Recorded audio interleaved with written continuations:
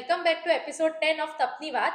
શ્રી વિજય દેવસુર ગોડીજી સંઘના તપસ્વી આપણી જોડે જોડાયેલા છે. તો આજે આપણી પેનલમાં જોડાયા છે કિંજલ ભાભી, પ્રણામ. ગૌરવભાઈ, પ્રણામ. અને બીજલ ભાભી, પ્રણામ. તો ચલો સાંભળીએ આજે એ લોકોને આપણી જોડે શું વાત કરવી છે. કિંજલ ભાભી, તમે તો ગોડીજી સંઘના મેમ્બર નથી, મતલબ તમે મસ્જિદ બદલ સંઘના મેમ્બર છો, તો તમે ગોડીજીમાં કઈ રીતે જોડાયા? એકચ્યુઅલી હું જ્યારે મલાટે અહીંયા શિફ્ટ કર્યું ને ત્યારે મને મારા છોકરા માટે પાઠશાલા જોઈ હતી. તો હું બધે પૂછતી હતી કે પાઠશાલા ક્યાં છે. તો પછી હું એક ઇન્ક્વાયરી કરતા નીચે આવી ગોડીજીમાં. તો ત્યારે મને જાગૃતિબેન મળ્યા. તો મેં કીધું મેં નાના બચ્ચા માટે પાઠશાલા છે કે આવી જાઓ, આપણે ત્યાં બધા નાના મોટા બધા જ હોય છે, તો તમે આવી જાઓ. અને બસ ત્યારથી મારું જોડાણ ચાલતું ગયું ધીમે ધીમે કરતા બહુ જ એકદમ અટેચમેન્ટ થઈ ગયું. જોડાણ પાઠશાલાથી થયું ને પછી સંઘ સંઘ જોડે સાથે જોડાઈ ગયા. પછી ધીમે બધી તપશ્ચર્યા કરવાની કે પછી સામાયિક છે કે વ્યાખ્યાન છે કે શું છે, બધું જ અહીંયા ગોડીજી સંઘમાં જ કરવાનું થઈ ગયું. સરસ સરસ. ગૌરવભાઈ, તમે બી આંટી ગોડીજીમાં આવ્યા એટલે ગોડીજી સંઘ? ના એવું નથી. આજથી 2 વર્ષ પહેલા મારા છોકરાએ અહીંયા આગળ સૌમ્ય પ્રભુ મહાસાહેબ અને દીક્ષિત પ્રભુ મહાસાહેબે અહીંયા અઢાર્યું કરાવ્યું. તો મારો છોકરો 7 વર્ષનો હતો અને ત્યારથી હું રોજ રાતને એને ઊંઘાડવા અહીંયા આવતો હતો. અને ત્યારથી મને સાહેબની પ્રેરણા કરતા હતા કે આપણે કંઈક મોટો તપ કરશું કે આપણે કંઈક કરશું. એમને કીધું સાહેબ અત્યારે તો આપણી કોઈ મોટી કેપેસિટી તપ કરવાની, એટલે મને તપ એટલે હું રાતના ખાવાનું પણ છોડી નહોતો શકતો, પણ સાહેબની પ્રેરણા કરતા ગયા. અને આ વખતે પણ સાહેબે એવું કર્યું કે ભાઈ વિજ્ઞાન પ્રભુ મહાસાહેબ જે ગચ્છાધિપતિ છે એમનું પણ આ વખતે કર્યું, એમને પણ ચાલુ કર્યું. તો સાહેબની પ્રેરણા કરતા કે તું પણ અમારી સાથે જોડાઈ જા જોડે.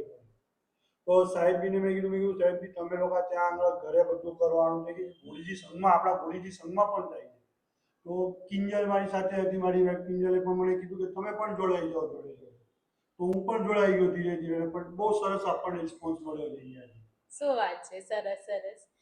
બીજલ ભાભી, તમે તો આટલા વર્ષોથી ગોડીજી આવો છો, તો આ વખતે તપસ્યામાં તમને વચ્ચે કેન્સર થયું હતું, તો તમે કઈ રીતે આટલી ડિફિકલ્ટ લાઈફ ચેલેન્જિંગ ડિઝીઝને ફાઇટ કરીને હજુ તપ કન્ટિન્યુ કરો છો?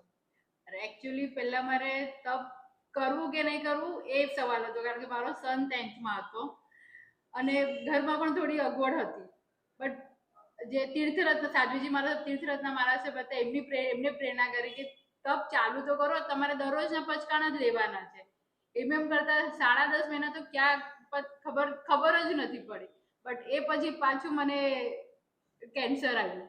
તો એના હિસાબે મન બહુ ડગમગી ગયું કે શું આગળ થશે ને કેવી રીતના થશે. પણ ત્યારે આચાર્ય ભગવાન વિનય સાગર મહારાજ સાહેબ અને એમના જે શિષ્ય રત્ન છે રવિ પદ્મ મહારાજ સાહેબ, એમને ખૂબ જ પ્રેરણા કરી કે તમે અમારામાં અત્યારે એવું છે કે હજી સુધી કોઈનો પડશે તો મુકાયો નથી, તમારો પણ નહીં મુકાય. એટલા એમના આશીર્વાદ ને કૃપાથી મારા સાહેબે જેમ કીધું એમ કરતા ગયા, એમ કરતા અત્યારે એવી રીતના મારો તપ અત્યારના ચાલુ છે.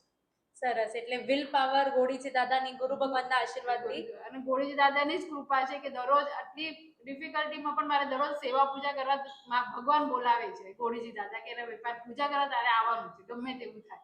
ચોક્કસ. દાદાનો મહિમા જ એટલો છે.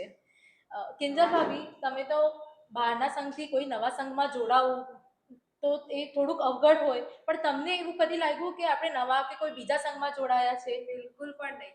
એકચ્યુઅલી હું જ્યારે પણ બીઆરશું કરવા આવું તો મને એમ જ લાગે કે જાણે મારું ફેમિલી જ છે અહીંયા આગળ. એમ લાગતું નથી કે અજાણ્યો સંઘ છે.